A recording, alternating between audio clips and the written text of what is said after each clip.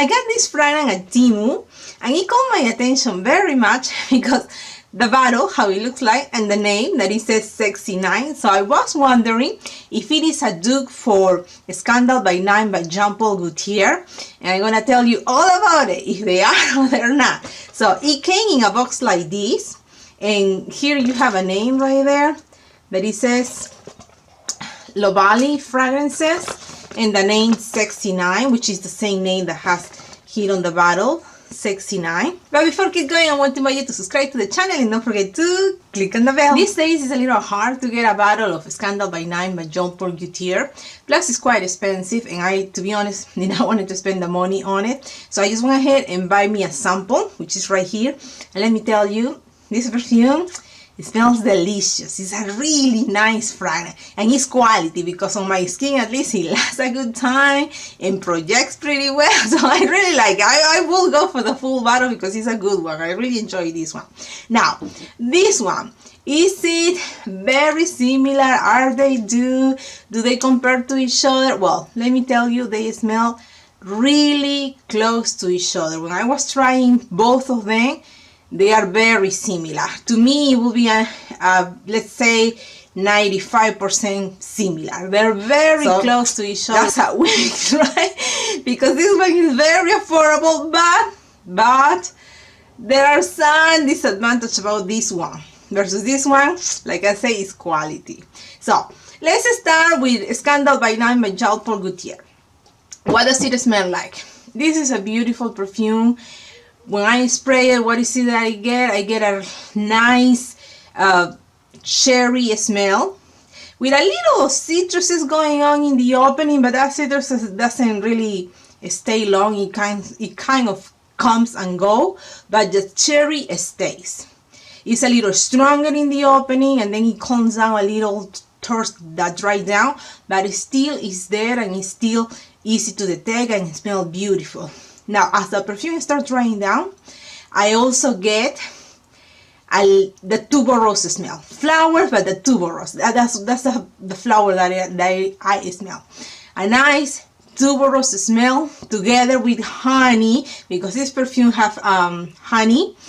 And also, I smell the vanilla. That, to me, the combination of the vanilla together with the honey, in the long run, when the perfume has totally dried down on my skin, I mean, I smell the honey, but more than the honey smell itself, I get like a soft caramel aroma. Very nice. It's a sweet perfume that smells so good. I like it. And the cherry smell, like I said, even so it's stronger in the beginning, it still lasts. So, to make it simple, all together, I get a beautiful tuberose aroma with a very sweet aroma, and sun cherries in the dry down. That's what I get, and it smells wonderful. Now, the cherries in the dry down to me is not very prominent, but it's there. Now, with this one, what is it that I get? Here I get, let's see, I want you to see the name. Here I get that too. In the opening, I get that cherry aroma. The citruses is very minimal. I think it's stronger here compared to this one, but I get to detect some, and the cherry smell is there. Now, the cherry is not as strong even in the beginning as it is here, but is there, and I get to smell it. But the cherry here in the beginning is very strong, but this one in the beginning you get the cherry. But even both cherries in the beginning, this one is not as strong as the cherries here. But the cherry is still there. I still get to smell it and enjoy it, of course, because I like cherry perfumes. So I get to enjoy it. Now, that cherry, it lasts, but it doesn't last as long as it does in here, in Scandal by Night by Jean-Paul Gaultier. Now, after the cherry is there, but then after it starts drying down the perfume, then that's when I get the tuberose smell and the honey smell, that very nice sweet smell. But the honey here is the same like here to me. More than a honey smell, is to me on my skin more like a caramel type of smell, something that is very sweet. I mean, I get the honey at first, but as it dries down even more for both fragrances, what I get is that kind of caramel aroma, kind of sweet tuberose aroma, because in this one I also get that, the tuberose, as soon as I get it here, the tuberose. But like I said, hitting that dry down, the cherry is barely there. I mean, it's there for a good while, but it's not as long there on my skin as this one is. From beginning to end, the cherry is stronger here.